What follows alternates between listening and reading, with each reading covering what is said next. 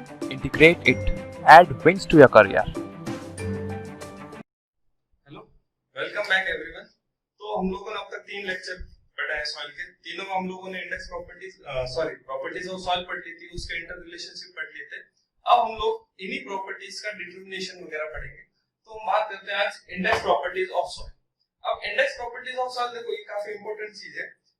ये पहला यूनिट में शुरुआत से बताता आ रहा हूँ कि जो पहला चैप्टर प्रॉपर्टीज वाला वो बहुत ही ज्यादा इंपॉर्टेंट है। 20 से 25 से 30% वेटेज सिर्फ और सिर्फ इसका। तो इंडेक्स प्रॉपर्टीज, सॉइल में प्रॉपर्टीज दो तरह की होती है। एक होती है इंडेक्स प्रॉपर्टीज और एक है अपने इंजीनियरिंग प्रॉपर्टीज। अब जो इंडेक्स प्रॉपर्टीज होती है वो अप्रोक्सीमेट बिहेवियर शो करती है। कैसा बिहेवियर? अप्रोक्सीमेट, यानी एग्जैक्टली जो सॉइल का बिहेवियर उसको शो ना करके उसके नियर बाय कुछ बिहेवियर शो करती है। लेकिन जो इंजीनियरिंग प्रॉपर्टीज होती है वो क्या करती है? एग्जैक्ट बिहेवियर ऑफ सॉइल को शो करती है। अब इंडेक्स प्रॉपर्टीज अपने कौन सी होती है? जैसे वाटर कंटेंट हो गया, ग्रेन साइज डिस्ट्रीब्यूशन, यानी कि पार्टिकल साइज, उनकी सॉइल की जो पार्टिकल्स हैं उनकी साइज क्या है वो हो गया, अपने वाटर कंटेंट हो गया, स्पेसिफिक ग्रेविटी हो गया, सेंसिटिविटी हो गया, थेक्सोट्रॉपी, एक्टिविटी, ये सब क्या है? इंडेक्स प्रॉपर्टीज, जिनसे सॉइल का अप्रोक्सीमेट बिहेवियर पता चलता है। तो आज हम ये सारे इंडेक्स प्रॉपर्टीज पढ़ेंगे और उनका डिटरमिनेशन पढ़ेंगे। क्या पढ़ेंगे?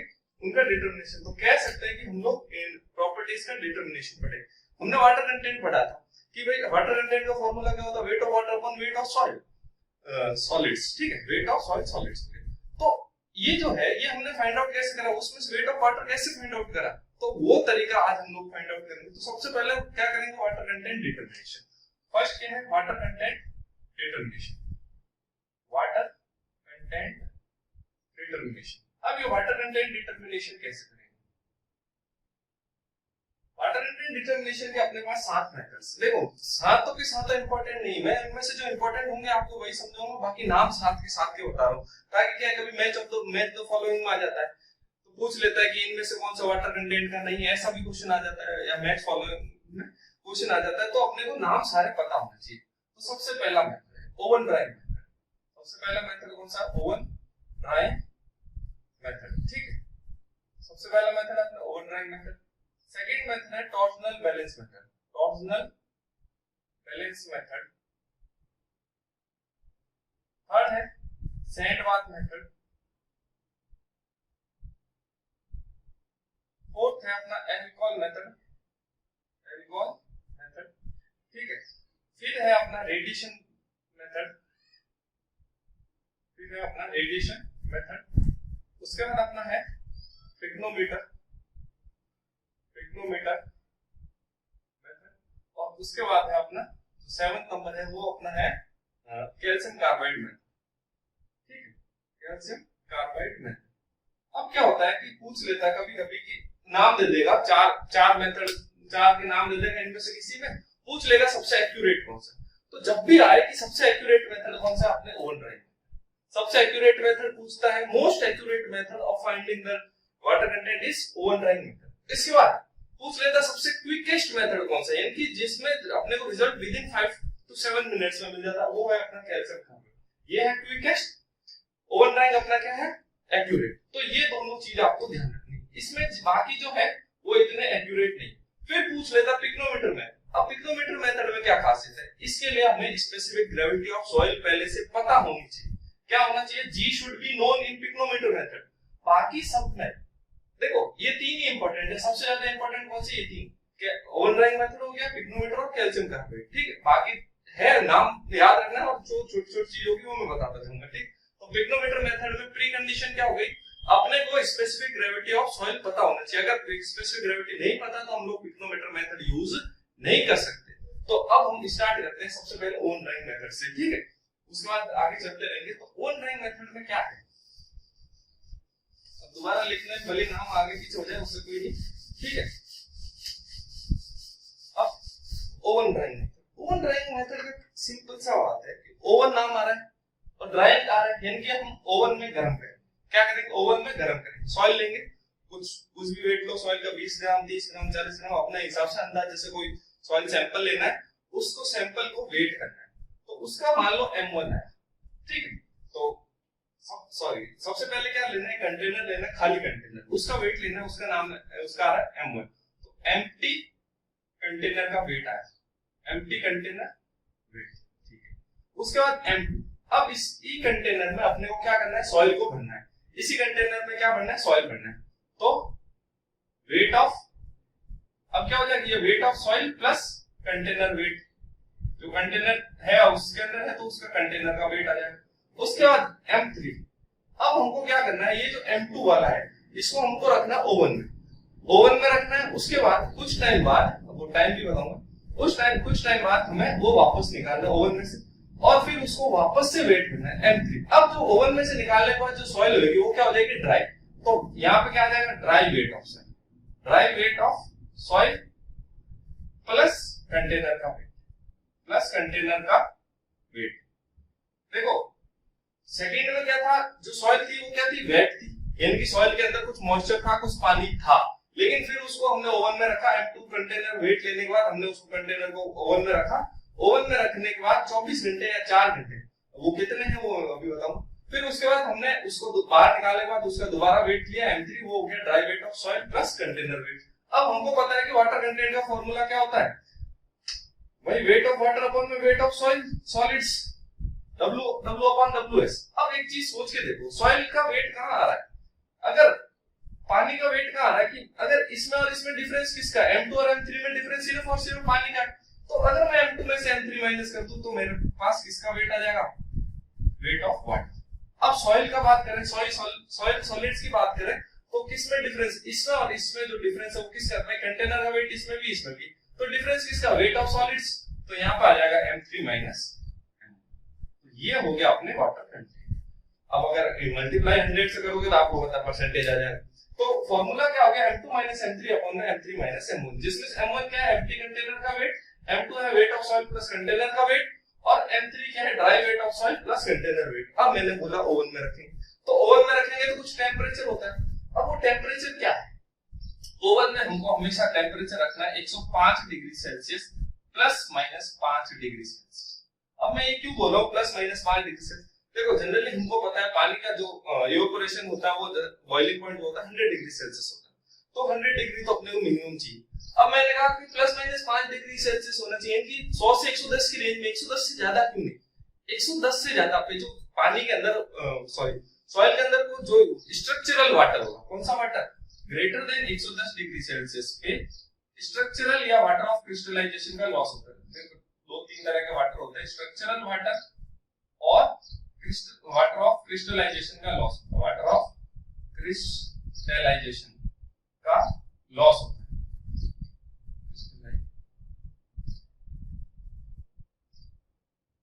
क्रिस्टलाइजेशन का लॉस होता है।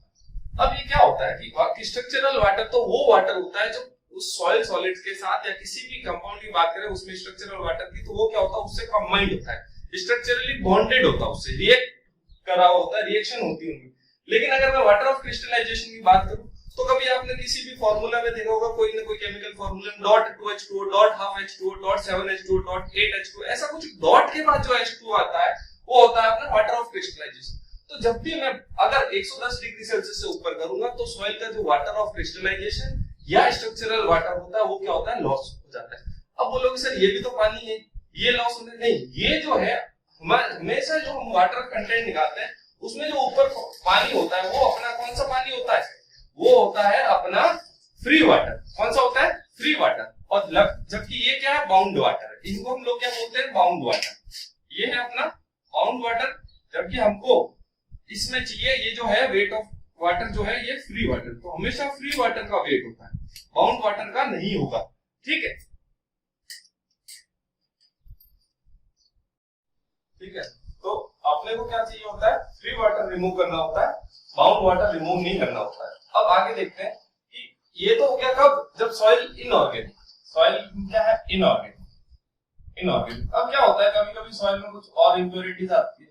कैसे, जैसे मान लो जिप्सम प्रेजेंट, अगर जिप्सम प्रेजेंट है तो सॉइल में अपने को इसको कितने डिग्री सेल्सियस तक गर्म करना है, 80 डिग्री सेल्सियस। ये एक सवाल आता है, ये जो छोटी छोटी चीज मैं लिखाता हूँ ना अलग से कि अगर एक्सेप्शन के ऐसा कुछ है तो टेम्परेचर चेंज करा, एक्सेप्शन आ गया, तो इसका मतलब क्या है कि जिप्सम में कुछ ना कुछ सवाल इस पे आता है। तो 80 डिग्री सेल्सियस से ऊपर नहीं करना जिप्सम में, क्यों, ये वाला वाटर ऑफ क्रिस्टलाइजेशन की समस्या है। यहाँ पे 80 डिग्री सेल्सियस से ऊपर होती है वाटर ऑफ क्रिस्टलाइजेशन रिमूव हो जाता है।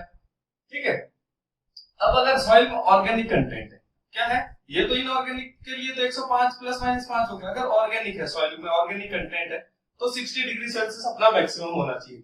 अब 60 डिग्री सेल्सियस मैक्सिमम क्यों होना चाहिए? क्या होगा कि ग्रेटर देन 60 डिग्री पे जो ऑर्गेनिक मैटर होगा वो क्या हो जाएगा, ऑक्सीडाइज हो जाएगा। क्या हो जाएगा, organic matter gets oxidize, organic matter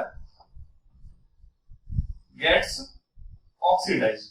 अब ऑक्सीडाइज होने से यानी वेट रिड्यूस हो जाएगा।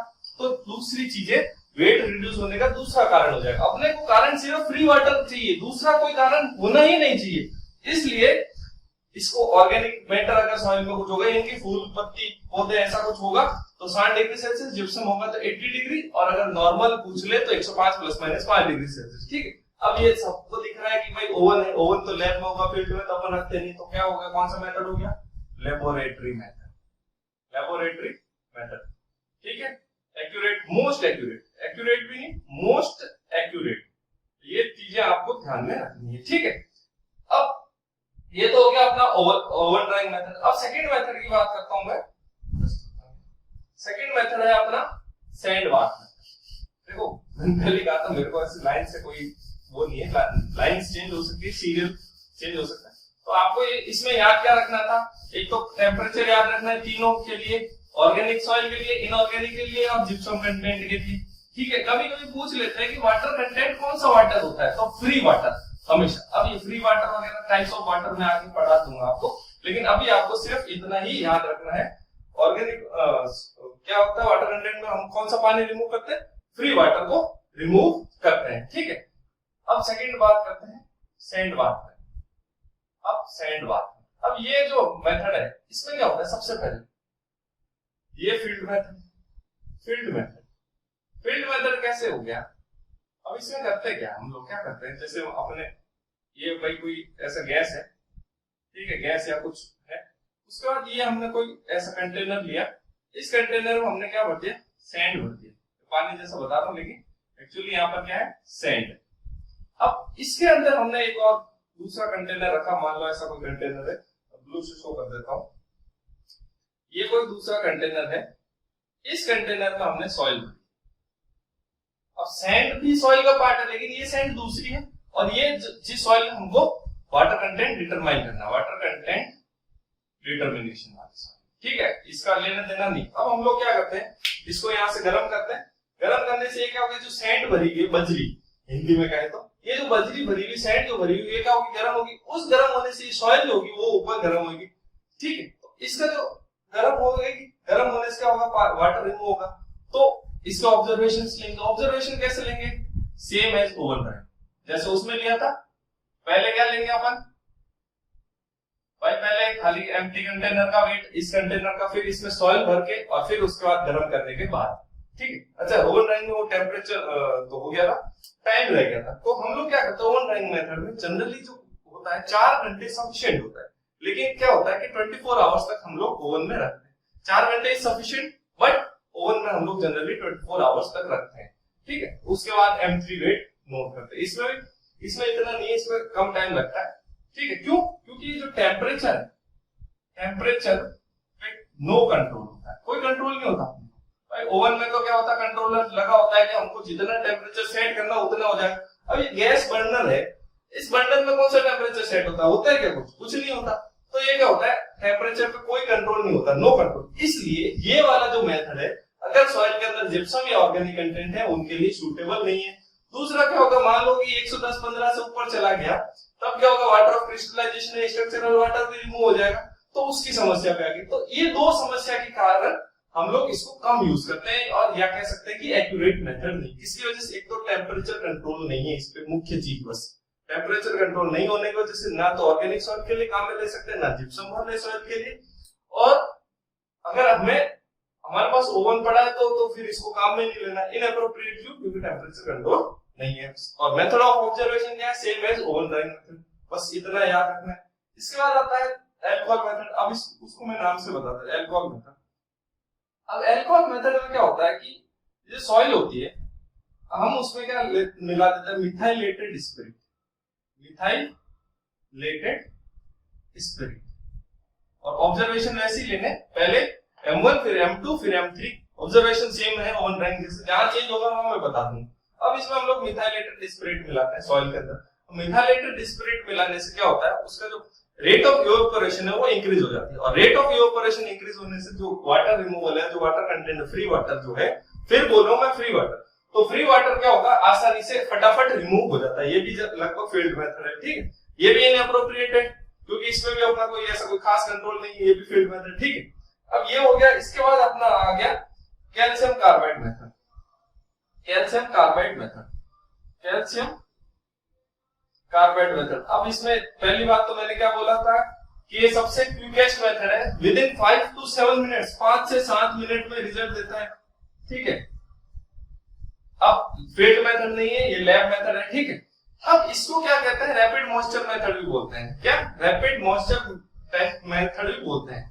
अब इसको जिसमें टेस्ट करते हैं उसको मॉइस्चर मीटर या मॉइस्चर टेस्टर बोलते हैं, मॉइस्चर मीटर या मॉइस्चर टेस्टर भी बोलते हैं। अब क्या करते हैं हम लोग, 4 से 6 ग्राम सॉइल लेते हैं। कितनी, 4 से 6 ग्राम सॉइल, कहीं कहीं पे 5 से 7 में लिखा होता है, तो कोई इतना खास डिफरेंस नहीं है। तो हम लोग सॉइल लेते हैं, उसके अंदर हम लोग क्या मिलाते हैं, कैल्शियम कार्बाइड मिलाते हैं, ठीक है, CaC2 मिलाते हैं। अब कैल्शियम कार्बाइड मिलाने से क्या होगा कि वो जो एक कंटेनर होता है, ऐसा क्लोज कंटेनर होता है, ठीक है, इसके अंदर 4 से 6 ग्राम सॉइल मिली, सॉइल है, उसके बाद हमने उसमें कैल्शियम कार्बाइड मिला दिया, CaC2। अब ये कैल्शियम कार्बाइड मिलाने से क्या होगा कि यहाँ से जो होगा, ये ऊपर से भी क्लोज है पूरा कंटेनर, यहाँ पे अब रिएक्शन होगी पानी और कैल्शियम कार्बाइड, यहाँ से रिमूव क्या गैसेस निकलेगी। कौन सी gases, acetylene gases, acetylene gases, यानी कि C2H2, C2H2 यहाँ से रिमूव होगी। अब C2H2 क्या होगी, ऊपर कंटेनर का जो ढक्कन है ना, कैप जो है, उस पर क्या लगाएगी, प्रेशर लगाएगी। उस पर प्रेशर लगाने से क्या होगा, यहाँ पर अपने कुछ कैलिब्रेशन वगैरह होता है, उस कैलिब्रेशन की हेल्प से हम लोग यहाँ पे स्केल जो लगी होती है, उससे हम लोग वाटर कंटेंट डिटरमाइन कर सकते हैं। बस ध्यान क्या रखना है इस मेथड में, एक तो कैल्शियम कार्बाइड सबसे क्विकेस्ट मेथड है, 5 से 7 मिनट में रिजल्ट देता है। इसको किस में करते हैं, उसको बोलते हैं मॉइस्चर मीटर या मॉइस्चर टेस्टर। ऐड करते हैं कैल्शियम कार्बाइड, हमको गैस कौन सा लिबरेट होता है, एसिटाइलिन गैस C2H2, ठीक होता है।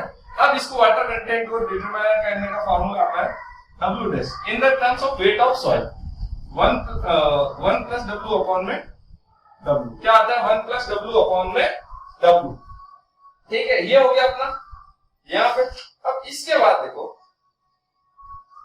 उल्टा लिखते हैं, W अपॉन 1 ज्यादा हो गया 100%, ठीक है। तो W' आ जाएगा अपने, ये in terms of weight of soil है, W' equal to W upon में 1 plus W। अब ये W' क्या है, W' है अपना वेट ऑफ सॉइल, और W क्या है, वाटर कंटेंट। W' है वेट ऑफ सॉइल, W है वाटर कंटेंट, ठीक है।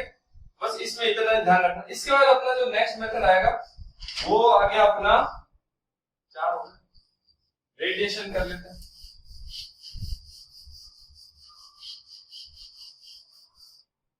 रेडिएशन मेथड, 5वां मेथड क्या है, रेडिएशन। अब रेडिएशन नाम आ रहा है, यानी कि कुछ रेज निकलेगी यहाँ से।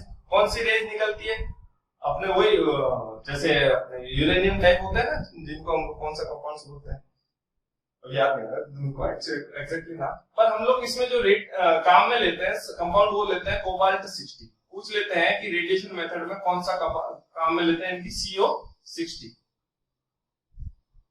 कोबाल्ट 60, ठीक है। ये क्या होता है, हाँ, रेडियो एक्टिव एलिमेंट्स होते हैं, ठीक है। रेडिएशन मेथड में रेडियो एक्टिव एलिमेंट्स काम में लेते हैं, कौन सा, कोबाल्ट 60 आ जाता है सवाल।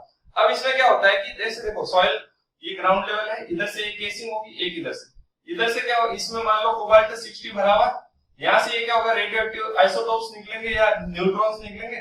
ये होता है ट्रांसमीटर, और इधर क्या होता है, रिसीवर, ये रिसीव करेगा। तो यहाँ से निकलेगी रेस, यहाँ रिसीव होगी, उस हिसाब से अपने को बीच में जो होगा, अब बीच यहाँ से जब भी वो रेस निकलेगी या न्यूट्रॉन जो भी निकलेंगे, वो क्या होंगे, बीच में जो भी सॉइल है, पानी है, उनसे टकराएंगे, तो हीट जनरेट होगी। तो वहां से फिर ये रिसीवर एंड में हमको बता देता है कि कितना वाटर कंटेंट है। तो इसमें ऐसा टेंशन वाली बात नहीं, इसमें जो याद रखने वाली बात है रेडिएशन मेथड में, वो क्या होता है कि हम लोग कौन सा रेडियो एक्टिव एलिमेंट काम में लेते हैं, वो लेते हैं कोबाल्ट 60। बस इतना ही काम का है। तो देखो जितना काम का है उतना ही बता रहा हूँ, ठीक है। बाकी चीजों में कोई लेना देना नहीं आपको। अपने को एग्जाम क्रैक करना है, अपने को पीएचडी नहीं करनी, ठीक है। अपने को क्या नहीं करना, पीएचडी नहीं करनी है, अपने को एग्जाम क्रैक करना है। इसलिए जितना इंपॉर्टेंट है उतना ही पढ़ना है। देखो स्मार्ट वर्क और हार्ड वर्क में ये डिफरेंस है। कुछ लोग होते हैं कि बहुत पढ़ते हैं फिर बोलते हैं मैं तो बहुत पढ़ा था फिर भी मेरा सिलेक्शन नहीं हुआ। क्या करते हैं, वो चीजों के ज्यादा अंदर डीप में चले जाता है। ज्यादा डीप में जाने की जरूरत नहीं, ऊपर ऊपर से बात करते हैं। रेडिएशन हो गया, उसके बाद हो गया अपना टॉर्सनल बैलेंस। टॉर्सनल बैलेंस में अब इसमें क्या होता है, इंफ्रारेड रेज काम में लेते हैं, इंफ्रारेड रेज काम में लेते हैं, बस इतना ही ध्यान रखना। टॉर्सनल बैलेंस में कौन सा रेज काम में लेते हैं, इंफ्रारेड रेज की, ठीक है। उसके बाद अपना लास्ट पिग्नोमीटर। अब पिग्नोमीटर होता है, अब यहां से अपना इंपॉर्टेंट पिग्नोमीटर क्या होता है, लगभग 945 ml का एक ग्लास जार होता है। क्या होता है, 945 ml का ग्लास जार होता है, जिसके ऊपर कॉनिकल कैप होती है, कॉनिकल कैप होती है। देखो आपको डायग्राम दिख रहा होगा साइड में पिग्नोमीटर का, तो ऐसा होता है पिग्नोमीटर। अब ये जो कॉनिकल कैप, अभी कॉनिकल कैप कैसी होती है, अभी देखो जैसे आपको दिख रहा है ये क्या है, ऐसा कुछ है, ये ग्लास जार है, इसके ऊपर ये ऐसे कॉनिकल कैप। ये जो देखो बीच में थोड़ा सा क्या है, इसमें यहाँ पे होल होता है, एपर्चर होता है, ये क्या होता है, एपर्चर। अब ये एपर्चर की साइज क्या होती है, 6 mm, 6 mm डाया का होल होता है, 6 mm डाया का होल। अब क्या करते हैं हम लोग, अब इसमें करने का तरीका, मैंने सबसे पहली चीज क्या बताई थी, specific gravity should be known, G should be known, G should be known. Otherwise अगर हमको जी नहीं पता, स्पेसिफिक ग्रेविटी ऑफ सॉइल नहीं पता, तो ये पिग्नोमेटर मेथड से हम लोग वाटर कंटेंट डिटरमाइन नहीं कर सकते, ठीक है भाई, कोई बात नहीं। अब आगे देखते हैं, अब ठीक है, अब क्या करेंगे, इसमें भी ऑब्जर्वेशन देखेंगे। तो ऑब्जर्वेशन नंबर 1, सबसे पहले M1 क्या होगा, वेट ऑफ एम्प्टी पिग्नोमीटर। सबसे पहले तो खाली वेट ऑफ एम्प्टी पिग्नोमीटर। ये बेटा मेथड थोड़ा ध्यान से सुनना, बहुत इंपॉर्टेंट है। ये 2 जगह आएगा है ना, आगे 1-2 जगह और काम आएगा, तब भी अपने को हेल्प करेगा। M1 हो गया वेट ऑफ एम्प्टी पिग्नोमीटर। फिर हम लोग क्या करेंगे, मान लो ये M1 है, इसके अंदर अब हमने क्या भर दिया, सॉइल पर। सॉइल कितना, ऐसे पूरा नहीं भरना, इसको मान लो किसी एक लेवल तक या कुछ अपने अंदाजे से कुछ सॉइल भर दी, 100-200 ग्राम 300 ग्राम, ठीक है। तो अब क्या हो जाएगा, ये तो था weight of empty container, empty pycnometer plus wait of soil, ठीक है। अब इसके बाद M3, अब क्या करेंगे, अब मान लो मैंने सॉइल इसमें भरी थी फर्स्ट वाले लेवल तक, ये जो लेवल इंडिकेट हो रहा है यहाँ तक।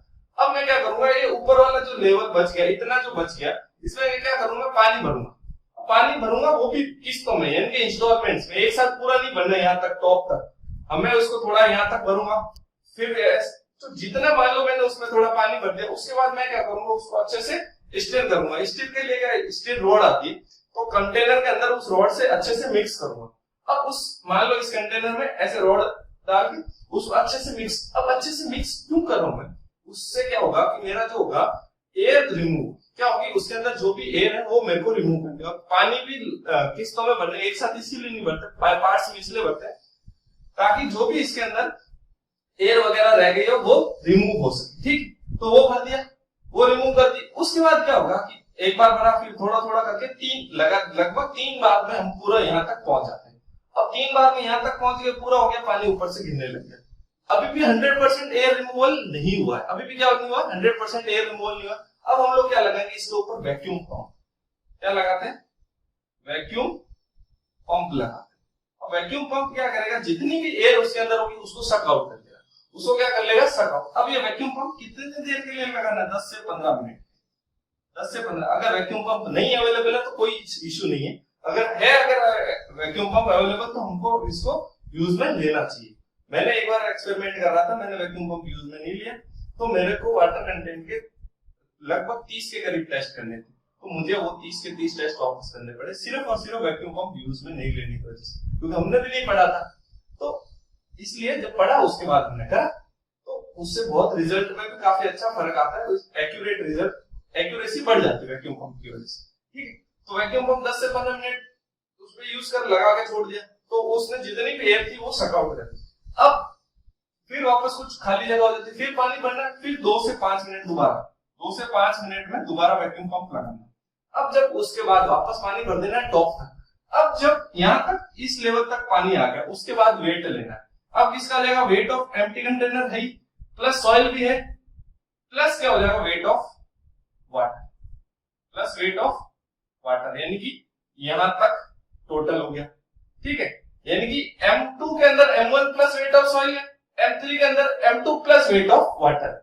अब क्या करना है, इसको पूरे को खाली कर देना है, पानी और मिट्टी को गिरा देना है, गिरा के इसको पूरा अच्छे से धोना है, साफ धोना है, और फिर इसके अंदर M4 मेजर करना है। M4 क्या करेंगे, सिर्फ और सिर्फ इसको पानी से भर देंगे। M4 में क्या करेंगे, हम इसको सिर्फ और सिर्फ पानी से भर देंगे। तो क्या हो जाएगा, weight of pycnometer, empty pycnometer,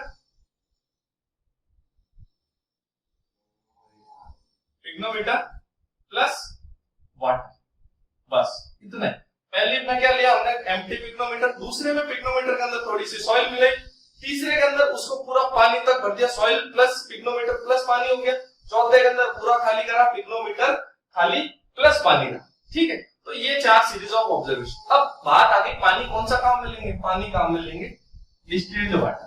कौन सा, डिस्टिल्ड वाटर। अगर पानी काम में लेना है तो डिस्टिल्ड वाटर काम में लेना, अगर मान लो पानी नहीं है डिस्टिल्ड वाटर, तो हमको केरोसिन काम में।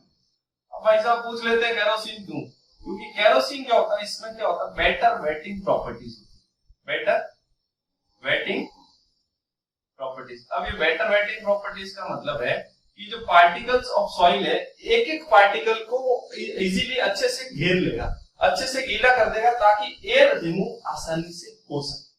बस हमको ऐसा एक भी पार्ट नहीं चाहिए जो गीला नहीं हुआ, ऐसा एक भी पार्टिकल नहीं चाहिए। M3 में जो हमने लिया था, M3 में एक भी ऐसा पार्टिकल अगर रह गया जो गीला नहीं हुआ, जिसके सरफेस गीला नहीं हुआ, इसका मतलब अपना एक्सपेरिमेंट गलत है। इसलिए हम लोग कभी कभी डिस्टिल्ड वाटर की जगह केरोसिन काम में ले लेते हैं, उसमें वेक्टर वेटिंग प्रॉपर्टीज होती है, और उसको स्टिल करने का कारण भी यही, ताकि एयर भी रिमूव हो जाए और सारे पार्टिकल क्या हो जाए, वेट हो जाए, उनका सरफेस क्या हो जाए, गीला हो जाए। ठीक है, तो पूछ लेते हैं कभी कभी पानी कौन सा काम में लेता है, डिस्टिल्ड वाटर या फिर केरोसिन। क्यों, क्योंकि बेटर वेटिंग प्रॉपर्टीज होती है। ये 4 ऑब्जर्वेशन हो गए। अब बोलोगे सर रिजल्ट तो अभी भी आया नहीं, ऑब्जर्वेशन तो आपने चक्चर करा दिए, तो इधर लिख देता हूं मैं। अब ये भी ध्यान रखना है, जी शुड भी पता होना चाहिए। ठीक है, अब जी पता क्यों होना चाहिए, अभी देख लो।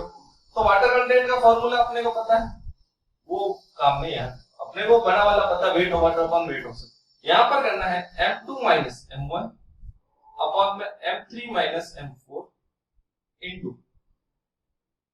G माइनस 1 अपॉन में G होल माइनस। ये है अपना वाटर कंटेंट का फॉर्मूला।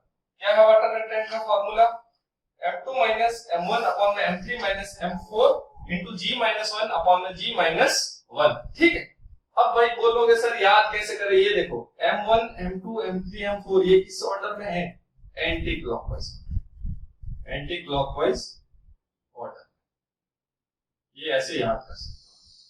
तो फॉर्मूला क्या हो गया, M2 minus M1 upon M3 minus M4 into G minus 1 upon में G माइनस 1। ठीक है, ये हो गया अपना क्या, वाटर कंटेंट का फॉर्मूला बाय पिग्नोमीटर। अब पता चला जी क्यों पता होना चाहिए, क्योंकि फॉर्मूले में जी आ रहा है। ठीक है, अब ये कहां से आया डेरिवेशन अपने कोई मतलब नहीं, बस बेसिक चीज इससे भी यही आ रही है, ऊपर वेट ऑफ वाटर है, नीचे वेट ऑफ सॉइल सॉलिड से। ठीक है, ये चीज हो गया अपना पिग्नोमीटर, ये भी लगभग एक्यूरेट मेथड है। अब ये कितने टाइम में, अब ये जो जितना प्रोसेस है ना, उसको लगभग 10 से 20 मिनट लगता है, अगर वैक्यूम पंप काम में नहीं लेते, और वैक्यूम पंप काम में ले लेंगे तो लगभग हाफ आवर। ठीक है, हाफ आवर में अपने को ये रिजल्ट देती है। ये भी एक्यूरेट है, but not as accurate as oven time. Oven time तो सबका बाप है, सबसे अच्छा रिजल्ट कौन देता है, ओवन। ठीक है, उसके बाद ये देता है, ये भी लैब मेथड हो गया, फिर में भी कर सकते हैं, कोई ज्यादा समय लग नहीं रहा। ठीक है, तो ये दो मेथड हो गया। तो ये अपने का हो गया वाटर कंटेंट डिटर्मिनेशन के साथ मेथड। कौन से हो गया, ओवन ड्राइंग हो गया, सैंड बाथ हो गया, अल्कोहल हो गया, रेडिएशन हो गया, टॉर्सनल बैलेंस, कैल्शियम कार्बाइड और पिग्नोमीटर मेथड। ऐसे याद होने चाहिए आप लोगों को, कभी मजा आएगा। ठीक है, तो नोट डाउन कर लिया है। अब चलते हैं next property determination, index properties में। नेक्स्ट प्रॉपर्टी अब पढ़ेंगे हम लोग स्पेसिफिक ग्रेविटी। स्पेसिफिक ग्रेविटी तो पढ़ लिया, लेकिन उसका डिटर्मिनेशन भी तो देखना है। अब डिटर्मिनेशन कैसे करेंगे,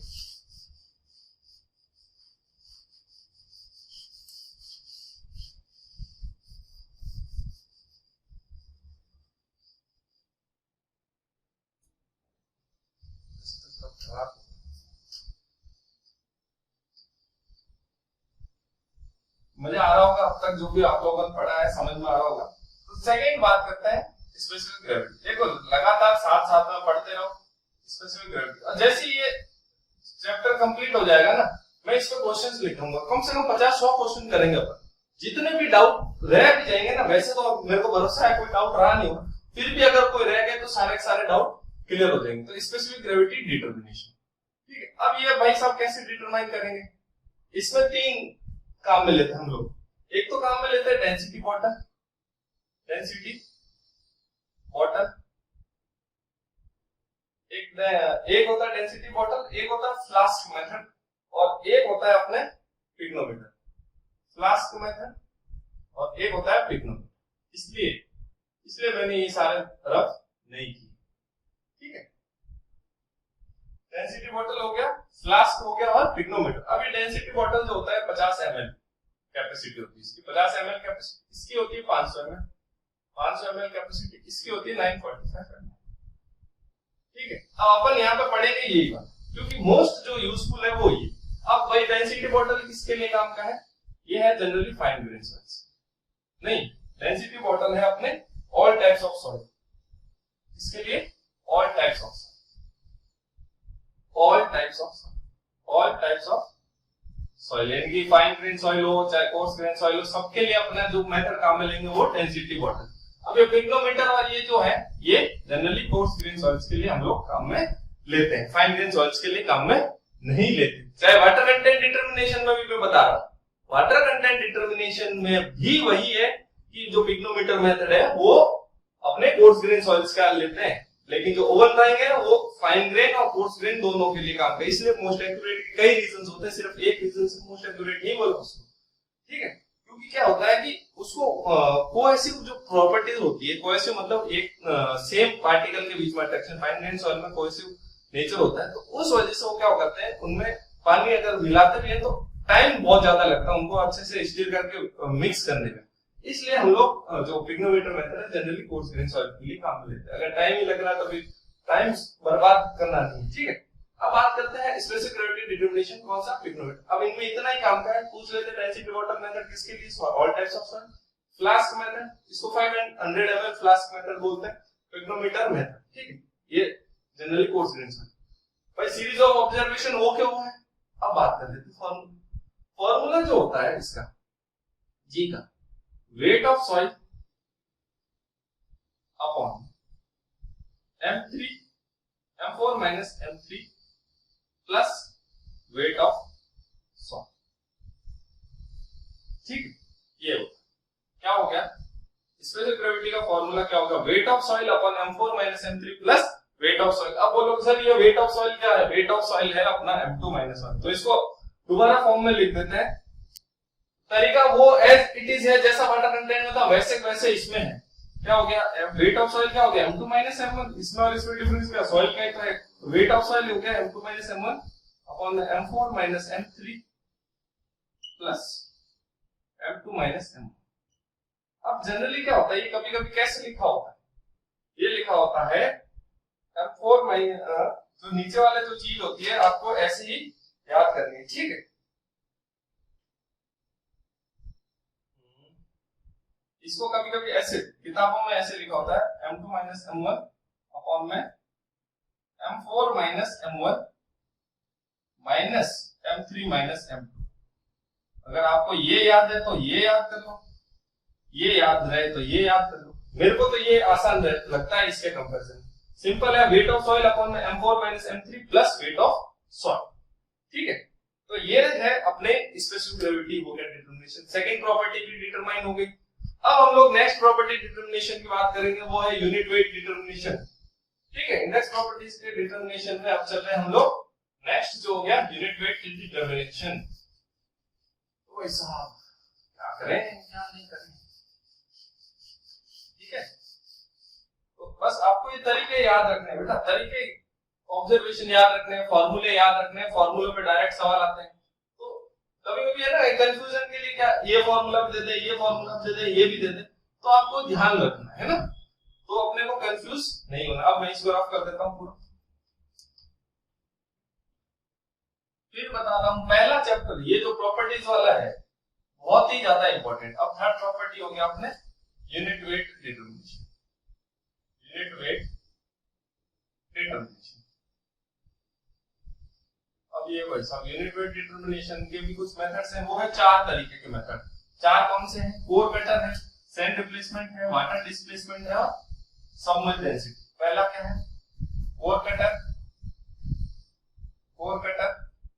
सेकंड है सैंड रिप्लेसमेंट, पीछे सबके मेथड लगाए ना, रिप्लेसमेंट। थर्ड क्या है? Water displacement. और फिर है सबमर्ज्ड मास डेंसिटी। अब इसमें भी फिर बता रहा हूं, जो इंपॉर्टेंट होंगे वही याद करेंगे। सबमर्ज्ड मास डेंसिटी, ठीक है।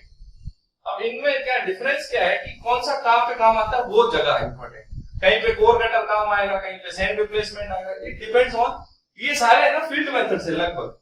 वाटर डिस्प्लेसमेंट को छोड़ दो, कोर कटर और सैंड रिप्लेसमेंट दोनों, ये ऊपर वाले दोनों फील्ड मेथड है, नीचे वाले दोनों क्या लैब मेथड। अब फील्ड मेथड है तो फील्ड कंडीशंस क्या है उस पे भी डिपेंड करता है। तो फील्ड कंडीशंस के हिसाब से हम लोग देखेंगे।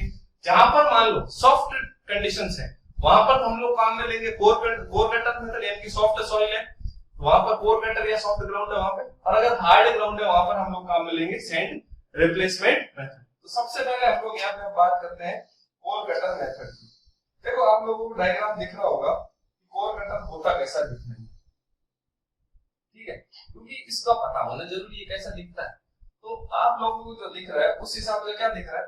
एक दिख रहा है आपको हैमर, एक दिख रहा है आपको डॉली। डॉली की हाइट दिख रही है आपको ऐसा। देखो ये जो डॉली है इसकी हाइट क्या होती है?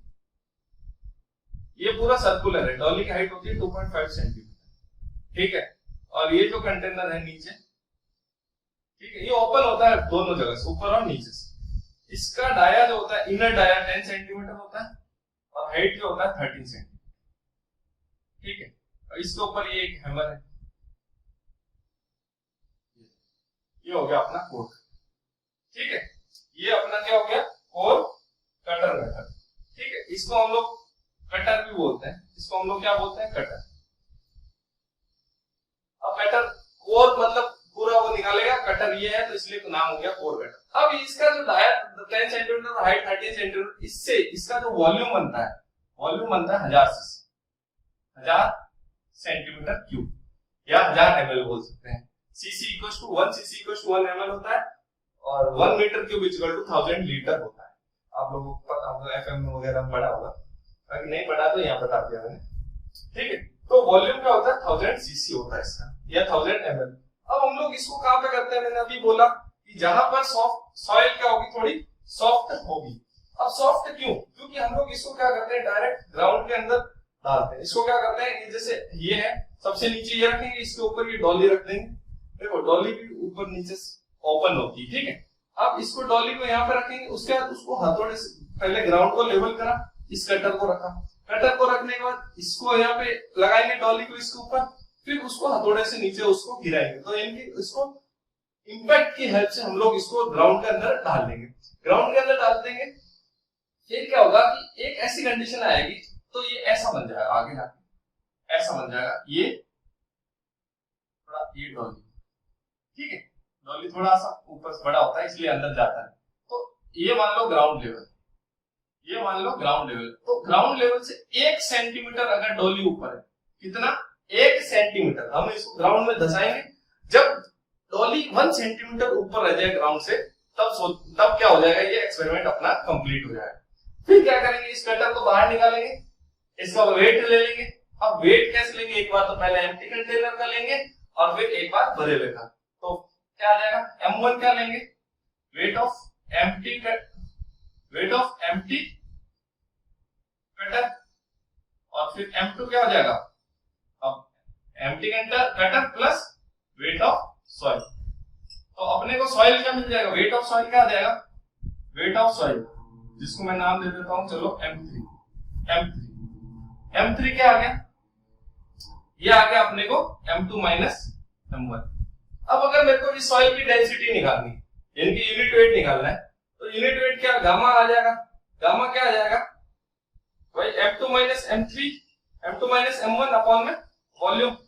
भाई वॉल्यूम मेरे को पता है, वेट मेरे को पता है, तो इससे मेरा क्या आ जाएगा, डेंसिटी या यूनिट वेट आ जाएगा। भाई वेट अपॉन वॉल्यूम क्या होता है, यूनिट वेट, और मास अपॉन वॉल्यूम क्या होता है, डेंसिटी। इससे मेरे को यूनिट वेट या डेंसिटी मिल जाएगा। अब ये तो जो यूनिट वेट या डेंसिटी मिला, बल्क मिला।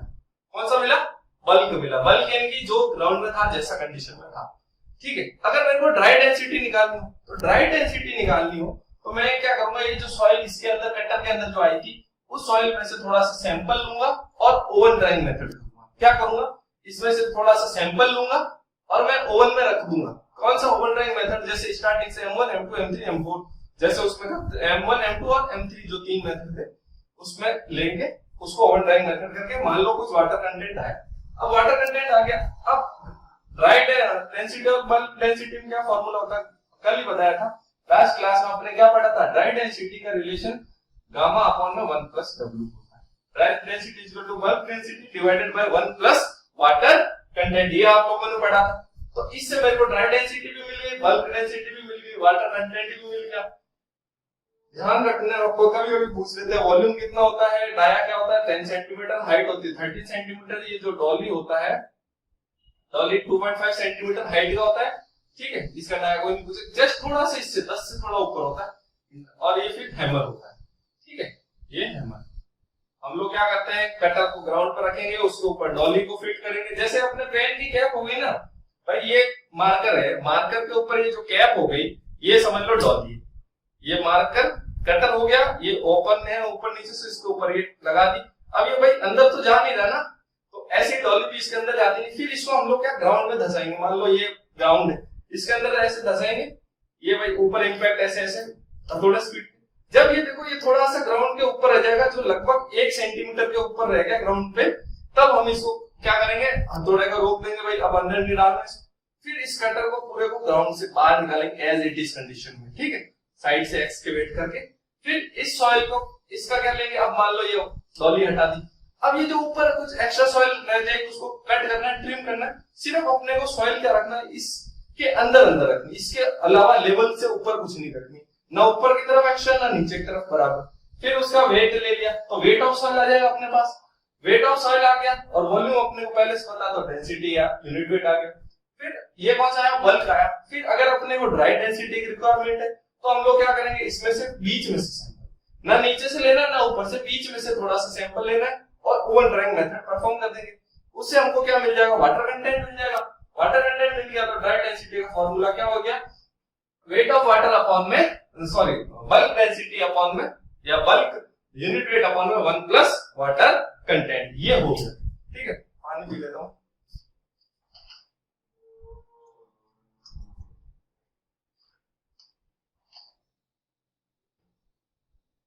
अब इसको भाई कहां करते हैं, इसको करते हैं हम लोग suitable for fine grain soil, बोल दिया मैंने, लिख देता हूं मैं, fine grain soil, soft soil बोल ही रहा हूं तब से, ठीक है। यानी कि जहां पर ग्रेवल नहीं होगा या कोर्स ग्रेन सॉइल नहीं होगी, जहां पर स्टोन्स नहीं होंगे, वहां पर ये काम का। अगर मान लो किसी में बोल्डर्स है, स्टोन्स है, हल्के पत्थर वगैरह, तो वहां पर इस मेथड को काम में नहीं लेना। क्यों, क्योंकि देखो ये हथौड़े से हम इसको ग्राउंड के अंदर डाल रहे हैं, तो ये क्या होगा, इसकी जो साइड्स होंगी ना, ये किनारे ये वाले, ये क्या हो जाएंगे, खराब हो जाएंगे, टूट जाएंगे या मुड़ जाएंगे, तो उससे इसका वॉल्यूम चेंज हो जाएगा, और कोई रीजन नहीं, या तो टूट फूट जाएगा या वॉल्यूम चेंज होगा। वॉल्यूम चेंज हो गया तो डेंसिटी का गलत आ जाएगी, डेंसिटी गलत आ गई तो फिर अपना सब मामला ही गलत हो जाएगा, ठीक है। तो इसलिए अपने डेंसिटी डिटरमाइन कर रहे हैं और वही गलत हो गया तो फिर काम का नहीं है, ठीक है। इसके लिए सॉइल एकदम ड्राई भी नहीं होनी चाहिए, हल्का होना चाहिए मॉइस्चर, जो कि जनरली होता है, ठीक, ऐसा कोई इश्यू नहीं उसका। तो ये ध्यान रखना है किसके लिए सूटेबल है, फाइन ग्रेन सॉइल और सॉफ्ट सॉइल्स के। ये हो गया अपना कोर कटर मेथड। अब हम लोग सेकंड मेथड बात करते हैं, सैंड रिप्लेसमेंट। इसकी बात करते हैं, सैंड रिप्लेसमेंट। देखो इन पे सवाल आते हैं। अब आजकल धीमे धीमे चाहे एसएससी हो या चाहे कोई भी स्टेट का एजेई हो, पहले क्या होता था कि फिक्स क्वेश्चन होते थे, गुप्ता एंड गुप्ता में सारे थे। फिर क्या हुआ, उन्होंने क्या करा, थोड़े बहुत ईएस के क्वेश्चन उठाने चालू कर दिए। अब ईएस में भी क्या मैच ऑफ द फॉलोइंग आ जाते हैं, ईएस के क्वेश्चन उठा लेते हैं, मैच ऑफ द फॉलोइंग। अब मैच ऑफ द फॉलोइंग में सारे ऑप्शंस पता होने चाहिए, फालतू गप्पे मारने से काम नहीं चलता, ठीक है। तो मान लो ये मैंने इसीलिए लिखा रहा हूं, हर एक चीज इसीलिए इंपॉर्टेंट है कि मैच ऑफ द फॉलोइंग थोड़े हार्ड लेवल के हो गए, या कभी कभी स्टेटमेंट वाले सवाल आ जाते हैं, पहला स्टेटमेंट पूछे, दूसरा स्टेटमेंट पूछ लेते भाई सही है कि गलत है। तो ये चीजें बहुत जरूरी हो गई। अब आजकल इतना आसान नहीं रहा, कंपटीशन टफ होता जा रहा है, नंबर ऑफ पर्सन बढ़ रहे हैं, इसलिए अपने को एक एक चीज आनी बहुत जरूरी है। ठीक है, और टफ को हम आसान बनाएंगे यहाँ, ठीक है। जैसे जैसे पढ़ाते जा रहे हैं वैसे वैसे आप लगातार पढ़ते रहो, गारंटी आपका सिलेक्शन हो जाएगा, लेकिन आपको साथ साथ में पढ़ना पड़ेगा। ठीक है, अपने से अच्छे से तैयारी करो। कोई भी डाउट आए कमेंट में लिखो या आपको मैसेज कर दो, तो थंबनेल में नंबर दे रखे हैं आपको, कोई इशू नहीं है। ठीक है, अब सेंड रिप्लेसमेंट, अब भाई जो को जहां पर कोर रिटर्न नहीं कर सकते वहां पर इसको करेंगे, सिंपल सी बात। यानी कि वो फाइन ग्रेन और सॉफ्ट सॉइल के लिए था, ये क्या हो गया, अपने चाहे स्टोन्स हो चाहे ग्रेवल हो, ऐसा कोई हार्ड सॉइल हो या ड्राई सॉइल हो, वहां पर हम लोग इसको सेंड रिप्लेसमेंट को कर लेते हैं। ठीक है, अब इसको करते कैसे, इसके दो स्टेज होते हैं। फर्स्ट स्टेज में क्या होता है, अब नाम आ रहा है सेंड रिप्लेसमेंट, तो ये सेंड किसी को रिप्लेस कर रहा है। ये सेंड कौन सी होती है, यहाँ पर स्टैंडर्ड सेंड। अब ये स्टैंडर्ड सेंड हम किसको बोलते हैं, एनोड सेंड को। अब क्या होता है, फर्स्ट स्टेज में हम लोग क्या करते हैं, ये जो सेंड है इसकी density, find out density of sand, find out density of. देखो थोड़ा क्या, मेरे को बचपन से आप छोटा लिखने का आदत है, तो थोड़ा आप जैसे जैसे मैं बोलता हूँ वो सुनो, ठीक है। और राइटिंग खराब है, थोड़ा आप सेंड करें, कोशिश करें भाई। और तो क्या है, सेकंड स्टेज क्या है, आपने सेकंड फर्स्ट स्टेज में इस सेंड की डेंसिटी फाइंड आउट कर ली, सेकंड स्टेज में इसकी कौन से सॉइल की, find out density of soil. बस शब्द को ध्यान रखना है, सेंड कौन सी, सेंड किसके लिए बोल रहा हूं मैं, जो स्टैंडर्ड सेंड है, और सॉइल किसके लिए बोल रहा हूं, जो अपने को जिस ग्राउंड की फाइंड आउट करनी है, नेचुरल सॉइल की। ठीक है, इसको ये लिख देते हैं नेचुरल, और ये हो गया अपना स्टैंडर्ड। अब देखो फोटो इसका आपको लोगों को दिख रहा होगा साइड में, ठीक है। अब करते क्या है कि ये जो फोटो दिख रहा है उस हिसाब से जैसे ये दिख रहा है आपको ऐसा, ये क्या है, ये पोरिंग सिलेंडर बोलते हैं इसको। क्या बोलते हैं, पोरिंग सिलेंडर। इसके नीचे यहाँ ऐसा कोन जैसा कुछ बना, ठीक है। इसके बाद में ये हो गया अपना मेजरिंग सिलेंडर, ठीक है। अब यहाँ पर देखो दोनों तरफ नहीं है, ये क्या होता है, ये क्या पोरिंग सिलेंडर, ये बीच नीचे कोन जैसा होता है, ये मेजरिंग सिलेंडर। अब हम लोग क्या करते हैं, इसके अंदर पहले सैंड भरते हैं। कहां तक, मान लो हमने सैंड भरी M1 वेट, क्या करें M1 तक सैंड भरी, M1 वेट करा उसका, तो M1 वेट की सॉइल भरी हमने। कितनी भरी, M1 वेट की सॉइल भरी। M1 क्या है, वेट ऑफ सॉइल प्लस, लिख लो soil plus cylinder, soil plus cylinder क्या हो गया अपना, M1 हो गया। ठीक है भाई, अब कहते हैं थोड़ा पहले वो सीख लेते हैं, वेट बाद में, ऑब्जर्वेशन बाद में। अब ये क्या होता है कि यहाँ पर एक शटर होगा, ये क्या है, ये जो दिख रहा है आपको हल्का सा, देखो मैंने ये दोनों जो लाइंस है ना ये आपस में मिला ही नहीं। ये देखो ये जो बीच में हल्का आपको ब्लूइश दिख रहा है, ये यहाँ पे क्या होता है, गैप होता है, एपर्चर होता है, ठीक है। तो ये क्या होता है, ये जो शटर है ये इसको बोलते हैं शटर, इससे क्या होता है, ओपन या क्लोज होता है। तो मैंने जब इसमें सॉइल भरी तब इसको करा क्लोज, फिर मैंने इसको क्या करा, किसी लेवल ग्राउंड पर रख दिया। मान लो अब ये मैंने ये लेवल ग्राउंड पर रख, फिर मैंने शटर को ओपन करा, फिर मैंने शटर को ओपन करा तो इसके अंदर कुछ सॉइल आई, वो मान लो कैसे हो गया, अपने कितना वेट आ गया M2। ये पता कैसे चलेगा, ये जब तक इसमें सॉइल जा रही है तब तक ठीक है, जैसे भाई ऊपर से सॉइल नीचे गिरना बंद हो गई, मैं इस शटर को वापस क्लोज कर दूं, इस शटर को क्लोज करके यहाँ से इसको पोरिंग सिलेंडर को रिमूव कर दूं।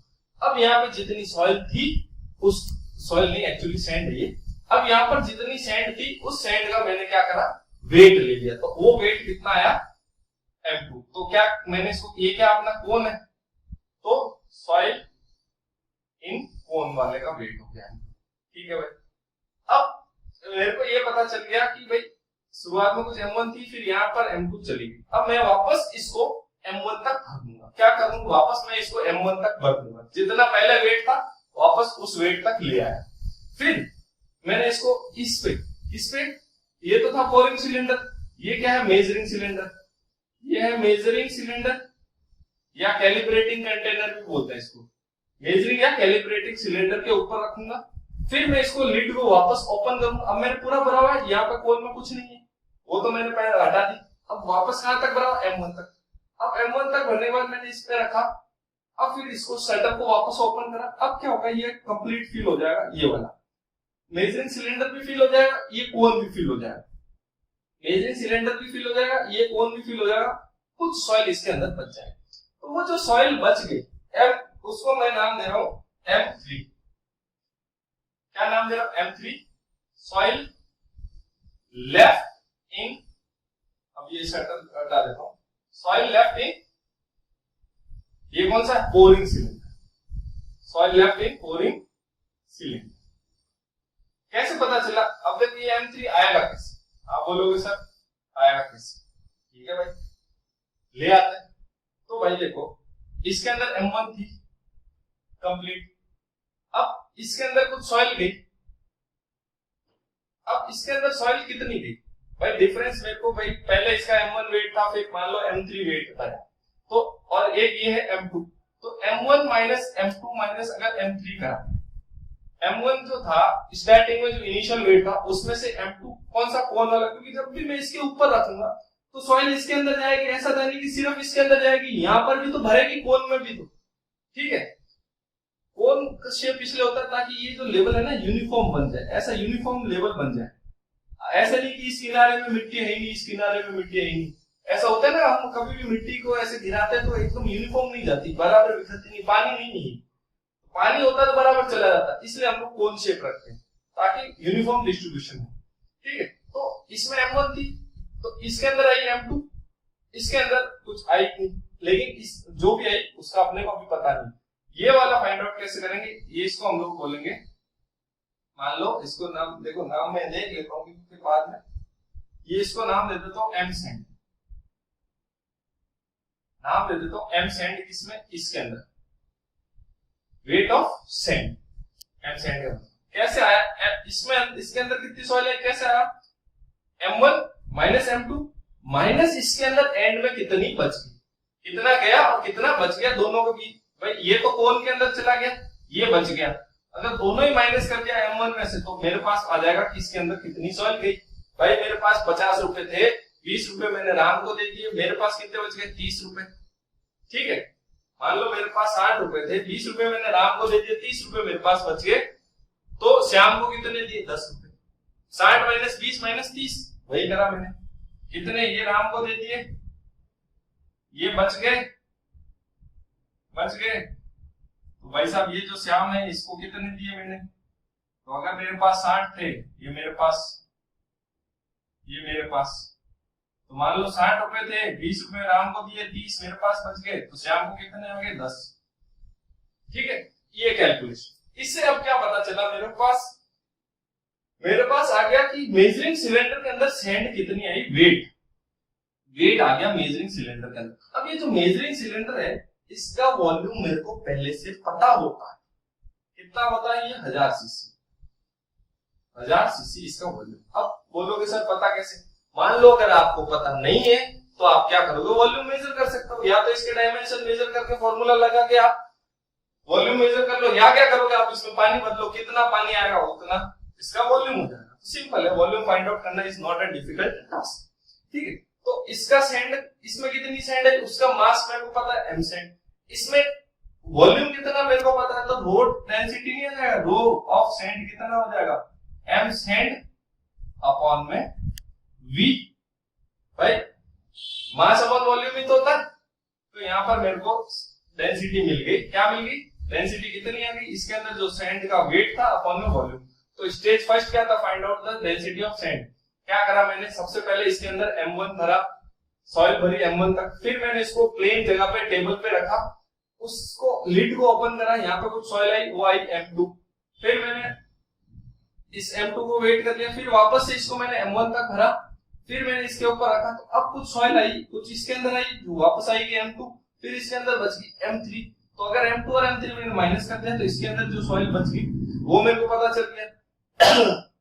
ये पता चलने से मेरे को सैंड इसका वॉल्यूम पता था, डेंसिटी आ गई, तो स्टेज फर्स्ट अपना कंप्लीट हो गया। अब सेकंड स्टेज में क्या करते हैं, जैसे आप लोगों को दिख रहा है जो प्लेट है ना, उसमें एक जो प्लेट है उसके अंदर कुछ होल्स है, तो क्या करूंगा मैं उस प्लेट को किसी ग्राउंड पर रखूंगा और जिस ग्राउंड का या जिस सॉइल का मेरे को डेंसिटी निकालना है उसका क्या करूंगा मैं उसको वहां से होल के हिसाब से एक्सकेवेट करूंगा। क्या करूंगा मैं एक्सकेवेट करूंगा, सॉइल निकालूंगा। मान लो ये जो प्लेट है ये ऐसी है, ठीक है, ये ग्राउंड है, ऐसे रख दिया मैंने, ये यहाँ पे ग्राउंड है, ये प्लेट है और ये बीच में खाली जगह इतनी, तो मैंने यहां से कुछ एक्सकेवेट कर लिया, ये यहां से एक्सकेवेट कर लिया, ये कुछ थी, इसको मैंने सॉइल को एक्सकेवेट करके बाहर ले लिया और इसका वेट ले लिया मैंने, मान लो M4। एक्सकेवेटेड सॉइल का वेट आ गया मेरे पास M4। ठीक, इसमें थोड़ा सा ऑब्जर्वेशन ज्यादा होता है। ठीक है, M4 आ गया एक्सकेवेटेड सॉइल का वेट। अब मैं समझा इसलिए रहा हूं, थोड़ा इतना अंदर का तुम्हारे नहीं आएगा लेकिन थोड़ा समझा रहा हूं ताकि अच्छे से समझ पा रहे डिफरेंस। ठीक, M4 हो गया। अब इस M4 के बाद में अब इस सॉइल का वेट आ गया। अब मैं क्या करूंगा, ये इसको वापस M1 तक भरूंगा और इसको लाके मैं यहाँ तक रखूंगा। अब वापस वही, एक तो सॉइल सैंड इसके अंदर जाएगी, एक सैंड इसके कोन के अंदर जाएगी, तो भाई इसके अंदर जो लेफ्ट आउट बच गया, मान लो इसमें M5 बच गया। ठीक है, कुछ M5 left out in pouring cylinder. कब बच गया, इसके बाद सेकेंड स्टेज में पोरिंग सिलेंडर में लेफ्ट आउट बच गया। तो मेरे पास इसके अंदर वेट कितना आ जाएगा, M डैश नाम दे देता हूं इसको, M डैश कितना आ गया, M1 माइनस M2 कोन वाला माइनस M5। ठीक है, इतना बच गया मेरे पास। तो ये M डैश मेरे को पता है, ठीक है, और मेरे को इस सैंड की डेंसिटी भी पता है। तो वॉल्यूम कितना है इसके अंदर, भाई सैंड की डेंसिटी ये रही, 2 सैंड मैंने पहले फाइंड आउट कर ली। तो M डैश इसका वॉल्यूम V डैश, इसका वॉल्यूम मान लो V डैश है, होल का वॉल्यूम। ठीक है, एक्सकेवेटेड सॉइल का वॉल्यूम था V डैश, तो V डैश क्या हो जाएगा अपना M डैश अपॉन में रो सैंड, M डैश अपॉन में रो सैंड। अब इसका वॉल्यूम आ गया। अब यहां पर सॉइल कितनी थी, उसका मास मैंने पहले जितना जब एक्सकेवेट करा मास ले लिया, तो M4 अपॉन V डैश क्या आ जाएगा, density of soil. Rho soil कितना आ गया, M4 अपॉन में V डैश। ये हो गया मेरा पूरा मेथड। ठीक है, 2 स्टेज में करा, पहले find out density of sand, दूसरे में density of soil find out करना है। कैसे करा, सबसे पहले इस सिलेंडर को, जो पोरिंग सिलेंडर उसको M1 तक वेट करा, फिर उसको प्लेन सरफेस पे रखा और लिड को ओपन करा, तो कोन में कुछ सॉइल है, उस सॉइल का वेट लिया मैंने, M2 आ गया। उसके बाद मैंने वापस उसको M1 तक भरा और मैंने उसको मेजरिंग सिलेंडर के ऊपर रखा, जिसका वॉल्यूम मेरे को पहले से पता है कितना है, 1000 सीसी। उसके ऊपर रख के बाद वापस मैंने लिड को ओपन करा, तो इसके अंदर जो लेफ्ट आउट सॉइल बच गया उसका वेट है मेरे पास M3। तो इसके अंदर सॉइल कितनी आ जाएगी, M सैंड आ जाएगा, वो आ जाएगा M1 minus M2 minus M3, और इसका वॉल्यूम मेरे को पता V, तो आगे डेंसिटी ऑफ सैंड। फिर मैंने क्या करा, ये जो प्लेट थी जिसके बीच में होल था, उस प्लेट को ग्राउंड पे रखा और सॉइल को एक्सकेवेट करा। उस सॉइल एक्सकेवेटेड सॉइल का वेट है M4। फिर मैंने उसी एक्सकेवेटेड, ये प्लेट हटाई नहीं मैंने, इसी प्लेट के ऊपर मैंने इस पोरिंग सिलेंडर को लाके रखा और मैंने यहाँ पे सॉइल अंदर डाल दी। अब सॉइल जब इसको वापस सेंटर को ओपन करूंगा, सॉइल कुछ अंदर जाएगी और कुछ इसके अंदर पीछे बच जाएगी। तो इसके अंदर बची वो क्या थी, मेरी M5। ठीक है, तो नीचे ग्राउंड में कितनी गई, M1 माइनस M2 कोल वाली माइनस M5, तो M डैश आ गया। अब ये M डैश है और मेरे को इस सॉइल का डेंसिटी मालूम, तो मेरे को क्या वॉल्यूम मिल जाएगा, इस होल का वॉल्यूम कितना हो जाएगा, भाई डेंसिटी होता है मास अपॉन वॉल्यूम, तो वॉल्यूम का जाएगा मास अपॉन डेंसिटी। इससे मेरे को वॉल्यूम मिल गया, किसका, इसका होल का। इस होल का जब वॉल्यूम मिल गया तो फिर मैं मास इसका पड़ा मेरे पास, इसमें पहले कितनी सॉइल थी उसका पड़ा है, अब इसका वॉल्यूम पता चल गया तो मेरे को डेंसिटी पता चल गई। बस ये है मेथड, इसको बोलते हैं सैंड रिप्लेसमेंट मेथड। थोड़ा लंबा है लेकिन आना चाहिए बेटा, देखो आना चाहिए। पूछ लेते हैं सैंड रिप्लेसमेंट काम पे काम में लेते हैं, कितने स्टेज होते हैं, कभी कभी छोटे सवाल पूछ लिए जाते हैं, बाकी तो ठीक है, कोई इश्यू नहीं। ठीक है, अब ये हो गया। इसके बाद थर्ड है सब वाटर डिस्प्लेसमेंट। थर्ड कौन सा है, वाटर डिस्प्लेसमेंट।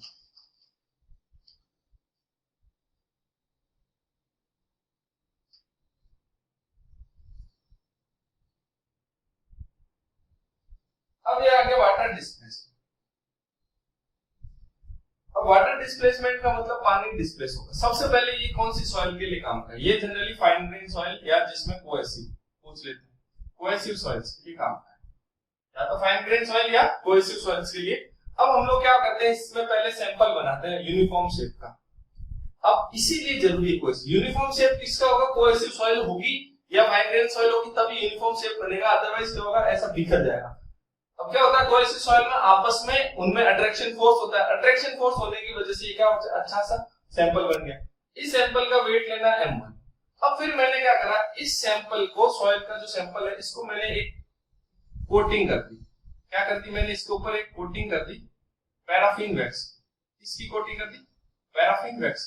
तो अब वेट आ गया मेरा m2। ठीक है, अब ये जो पैराफिन वैक्स का कोटिंग करी, उस पैराफिन वैक्स का जो डेंसिटी होता है rho of P paraffin wax, वो होता है 0.998 ग्राम पर सीसी। डेंसिटी इसका मेरे को पहले से पता है। ठीक है, फिर इसको मैंने क्या करा, एक कोई कंटेनर था ऐसा, जिसके अंदर टॉप तक, यहां तक पानी भरा। क्या भरा होता? Total water. इसको मैंने धीमे से लाया, इसके अंदर रख दिया। अब क्या होगा, यहां से पानी जो होगा बाहर निकलेगा। ठीक है, एक तरफ से पानी बाहर निकला, ये किसी कंटेनर में चला।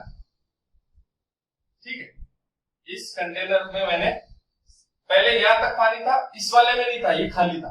फिर मैंने इस सैंपल को यहां लाके रखा, तो यहां से जो पानी है वो इसके अंदर चला गया। भाई एक्स्ट्रा चीजें डालती, भाई पानी जितना बाल्टी का लेवल उतना ही पानी उसमें रह सकता है, अगर उसमें कुछ डाल दें तो पानी बाहर गिरेगा। तो जैसे ही मैंने इसको इसमें डाला तो वॉल्यूम ज्यादा हो गया, इसमें जरूरत से ज्यादा, इसकी कैपेसिटी ज्यादा, तो वो पानी बाहर चला गया। अब वो पानी यहाँ पर कितना जाएगा, जितना इसका वॉल्यूम होगा, जितना इसका वॉल्यूम होगा उतना ही पानी बाहर जाएगा। तो मेरे को इसका वॉल्यूम पता है, इस VW मेरे को पता चल गया। तो ठीक है, अब मेरे को एक और चीज पता है, मेरे को ये पता है कि पैराफिन वैक्स MP वेट कितना है उसका, पैराफिन वैक्स का वेट है M2 - M1। ठीक है, और टोटल वॉल्यूम जो VW है वो किसके बराबर है, वो एक तो V of soil, V soil plus VP paraffin wax. भाई इसमें क्या है, एक तो सॉइल है जिसका मान लो M1 और ये V यहाँ पर पता नहीं, मेरे को अभी पता नहीं V, लेकिन पैराफिन वैक्स का मेरे को वेट पता है, डेंसिटी पता है। तो VP कितना हो जाएगा, MP अपॉन में रो P। तो इससे मेरे को क्या पता चल गया, VP। तो मेरे को V कितना मिल जाएगा, VW माइनस VP। VP की जगह मैंने लिख दिया MP अपॉन में रो P। इससे मेरे को वॉल्यूम मिल गया। वॉल्यूम मेरे को पता चल गया उस सॉइल का, उस सॉइल का वेट कितना है M1। तो डेंसिटी ऑफ सॉइल क्या हो जाएगी, M1 अपॉन में ये method.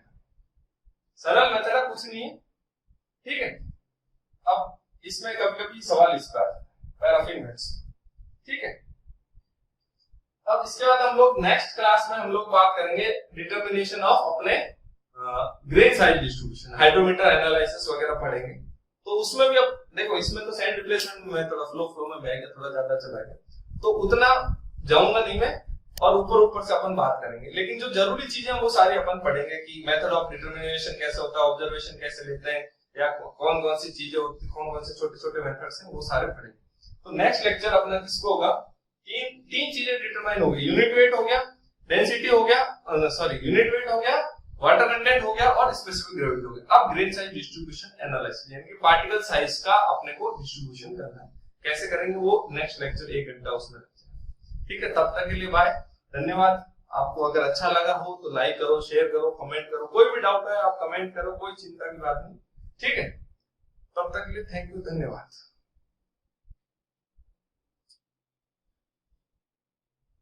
Thank you for watching the video. Please like, share and subscribe the channel Integrated.